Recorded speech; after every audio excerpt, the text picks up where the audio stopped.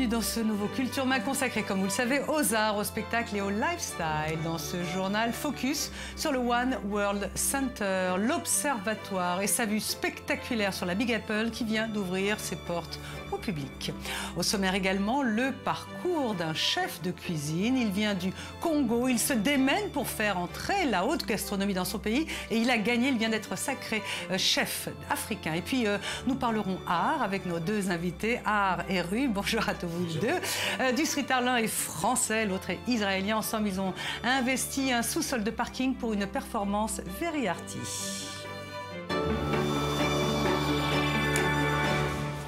Voilà pour le sommaire. Merci d'être avec nous. Il y a 14 ans, les morts, la terreur, l'ahurissement, la sidération, l'attaque terroriste contre les Twin Towers aux États-Unis marquait également un tournant historique dans l'équilibre du monde. C'est probablement cette notion d'équilibre qui a prévalu la construction et l'élaboration du One World Tower. Son observatoire sort de terre cette semaine. Il ouvre ses portes au public. Les explications, David Gombin. C'est une vue que beaucoup ne pensaient jamais revoir. Cela montre bien la résilience dont font preuve les Américains et les New-Yorkais en reconstruisant cette tour et en le faisant d'une manière si spectaculaire. Comment oublier cette journée terrible? Le 11 septembre 2001, à 8h46 heure locale, le vol 11 d'American Airlines touche la tour nord du World Trade Center. À 9h03, la tour sud est elle aussi atteinte. Le bilan, 2996 victimes. 14 ans après, c'est un nouveau départ pour la Big Apple. Le One World Trade Center, le plus haut gratte-ciel de New York, ouvre son observatoire au public. C'est sur ce lieu que se dressait le World Trade Center, fleuron de la renaissance de Manhattan. À partir de 1973, avec plus de 500 mètres de haut, les Twin Towers dominaient la skyline de New York et symbolisaient la puissance économique des États-Unis. En 2005, le projet Freedom Tower est dévoilé. On lance la construction en 2006 et il aura fallu près de 10 ans pour la compléter. 380 mètres de haut, 104 étages, 325 279 mètres carrés de surface habitable. C'est le gratte-ciel de tous les records, 5,4 millions de mètres cubes de béton, 45 000 tonnes d'acier, 305 000 mètres carrés de verre. Mais avant tout, une vue à couper le souffle sur la mégalopole américaine. Nous attendons à recevoir entre 3 et 4 millions de visiteurs par an dans cet espace afin qu'ils profitent des restaurants et apprennent des choses sur New York en utilisant la technologie mise à disposition et qu'ils profitent de la vue. Et pour monter tout en haut, 73 ascenseurs dont certains vous enverront au 102e étage en 47 secondes. Autant dire qu'il faut avoir le cœur bien accroché. Pour 32 $, vous pourrez donc avoir la ville à vos pieds et l'admirer comme au bon vieux temps. Une source de fierté pour les New-Yorkais. Comme nous l'avons dit, c'est une façon de lever le poing en l'air en disant nous l'avons reconstruite et le réaménagement des quartiers du centre-ville et fait vraiment sentir que New York est de retour. New York is back, dans l'esprit américain somme toute. Comme ils le disent si bien, the show must go on.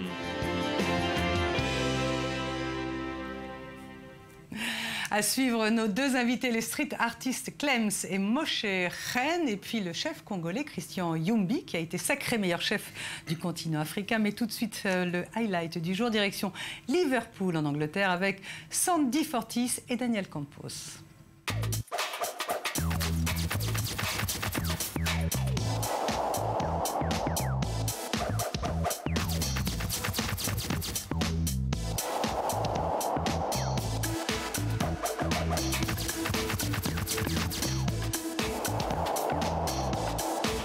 Le Tate Museum de Liverpool présente la plus grande et la plus complète exposition de Katy Wilkes.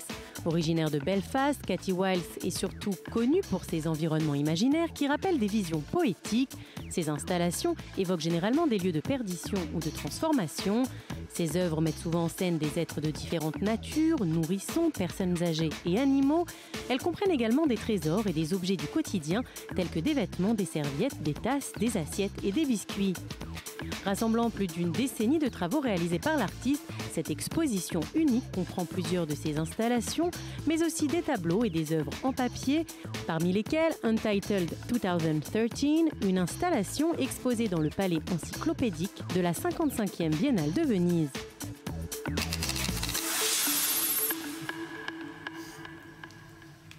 Voilà, et nos deux invités qui sont dans le studio. Bonjour à tous les deux. Clems, le français, Moshe Shen, l'israélien. Ça vous a plu, Cathy Wiles? Cathy Wiles, oui, j'aime bien ouais. son style.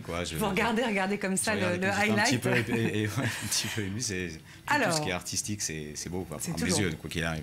On vous a attrapés tous les deux dans un parking, un sous-sol de parking à Tel Aviv. Qu'est-ce que vous avez fait tous les deux? Vous êtes tous les deux street artistes. Voilà. Alors Clems, peut-être en français, peut-être après Moshe qui nous expliquera. En fait, c'est une nouvelle expérience que j'ai fait. J'ai dessiné sur un mur d'un garage, tout simplement, qui fait partie d'un des pubs les plus huppés de Tel Aviv. C'est une expérience qui m'a permis de développer un petit peu mon travail, de voir de nouvelles choses et contrairement à peindre sur des toiles ou des objets comme on peut voir à l'écran, ça me permet de m'exprimer, de me libérer et de dire ce que je ressens, mais par le biais de ce travail-là, quoi. Alors, on vous voit là, peindre sur ce mur. Il n'y a pas quelque chose d'un peu frustrant pour un artiste de peindre sur un mur? Alors, on sait bien que Banksy, ça finit par se vendre des milliers de dollars, mais il n'y a pas quelque chose de frustrant de laisser votre œuvre, finalement, là où elle est? Non, c'est un petit peu... disons que je laisse un peu mon empreinte, quoi. Pour moi, c'est pas... Non, au contraire. Au contraire, c'est plutôt l'inverse. Bon. J'en suis plus ou moins fier. Alors ça, c'était dans un parking, au sous-sol, dans vraiment un quartier un peu éloigné comme ça du centre de Tel Aviv. Et puis il y avait vous aussi, Moshe Shen, israélien. Vous êtes tout jeune, fraîchement sorti de l'école Bessalel à Jérusalem. Et vous avez fait une installation, une vidéo-installation qui s'appelle Magma. Vous pouvez nous expliquer ce que vous avez voulu faire avec cette installation? Absolument. Dans ce parking Heineken, ça a été une opportunité de créer dans un espace inattendu, transformer un parking en un lieu d'exposition ou d'happening pour l'art. Je crois que c'est très intéressant. Et justement, sortir l'exposition des galeries conventionnelles vers le parking, voilà l'esprit de cette initiative. C'était très intéressant de le faire. Oui, bon, ça d'accord, mais ça c'est convenu. On sait bien que maintenant l'art va un peu partout. Mais vous avez fait quelque chose qui s'appelle Magma. Donc c'était très géologique avec la Terre. C'est des vidéos que vous avez réalisées. Est-ce qu'il y a un message écologique derrière ça?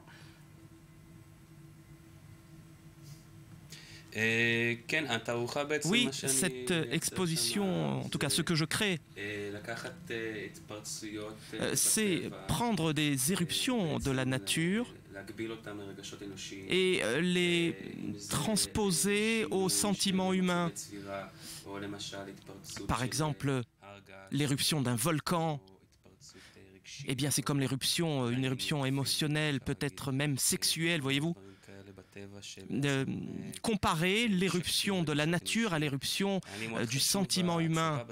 Ce qui est important pour moi, c'est que les visiteurs traversent cette expérience pour sentir l'espace dans lequel ils se situent et pour sentir les expressions de la nature de très près. Mais ça rendait très très bien dans ce parking. Vous avez probablement, Clems, visité aussi l'installation de Moshe. C'était quelque chose. Il y avait un truc très tellurique. On a vu là cette espèce de gros quartz. C'est un quartz, c'est une sculpture que vous avez faite, c'est ça? Plus les vidéos. Vous tournez beaucoup en Super 8. C'est votre patte, votre style, Moshe? Oui, effectivement, je filme en Super 8. Je crois que dans ce format, il y a quelque chose de très romantique dans son côté instinctif.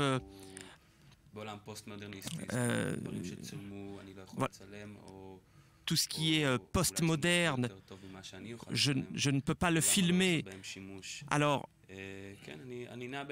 Alors j'oscille entre plusieurs formats, le Super 8, le digital, et j'aime faire le lien, le trait d'union entre tous ces formats. Alors Clems, il vous écoute, non, c'est pas mal. Parce que c'est un vrai travail qu'il fait. Ouais, alors vous c'est autre chose. Vous faites un peu de détournement, Clems. D'abord j'ai une question. Pourquoi il y a un dollar à côté de votre nom, Clems, avec un dollar?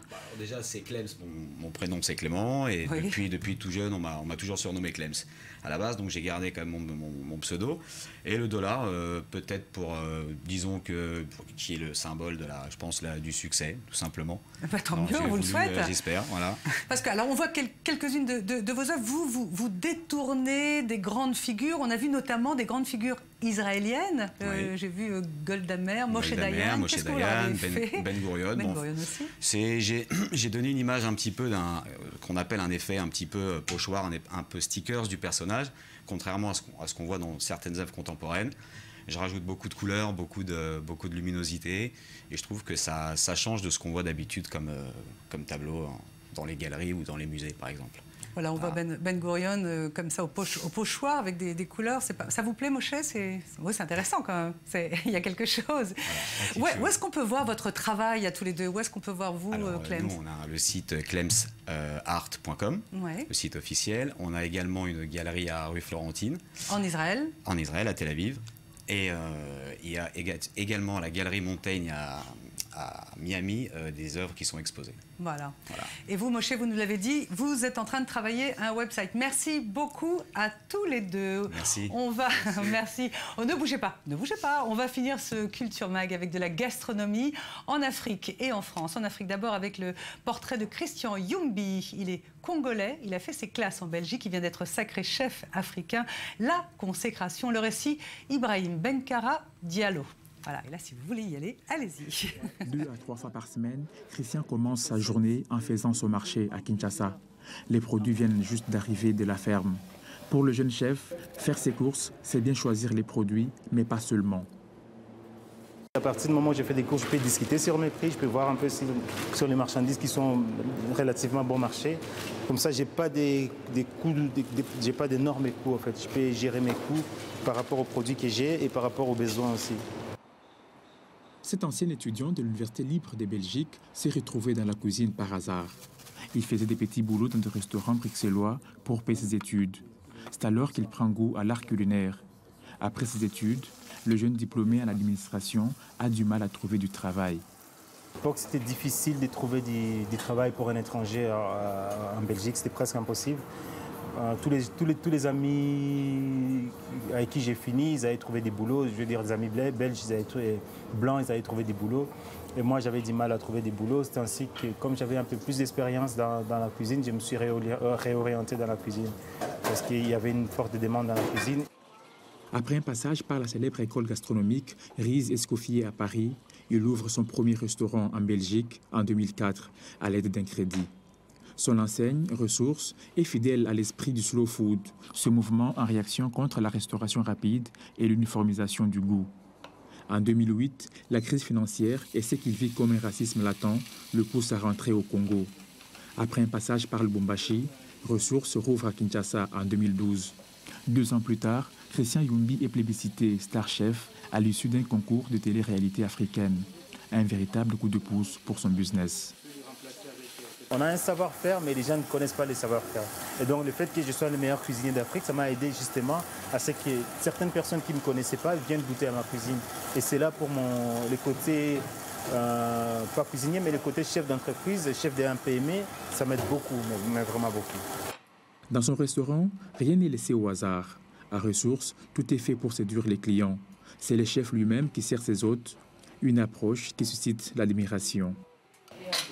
Et là, effectivement, je constate que nous avons un grand chef, ce qui paraît d'ailleurs en plus le plus grand chef d'Afrique, mais ce qu'on a dans l'assiette est extrêmement bon, avec une gamme de saveurs très diversifiée. C'est pas une cuisine qui est lourde, c'est une cuisine qui est légère et qui vous fait en plus découvrir tous les plats, un peu tous les mets qui peuvent exister dans la cuisine congolaise d'aujourd'hui, mais qui est aussi la cuisine congolaise d'hier. Soucieux de la relève, Christian Youmbi a créé un restaurant d'apprentissage pour des jeunes étudiants en hôtellerie et restauration. Et chaque année, le meilleur étudiant est embauché dans son restaurant. Voilà, et en France, c'est la French Food qui marche pas mal. Pendant le week-end de l'Ascension, figurez-vous, le festival Taste a ouvert ses portes sous la verrière du Grand Palais. C'est un festival qui était placé sous le parrainage d'Alain Ducasse, 3 étoiles Michelin. C'est un salon qui a proposé 14 restaurants éphémères, 80 stands de dégustation, de très grande cuisine. On y a vu Joël Robuchon, Guy Savoy. Et malgré un ticket d'entrée assez cher, de 25 à 300 € pour 2 personnes quand même, eh bien, le salon Taste a attiré les foules. Ce qui est très drôle, c'est que Taste a d'abord été testé à Londres par Alain Ducasse et qu'ensuite, il est arrivé à Paris. Voilà, on va se quitter sur ces belles images. Merci de votre fidélité. À demain, même heure, pour un nouveau Culture Mag tout beau, tout neuf. Juste après, c'est l'info qui continue sur i24 News.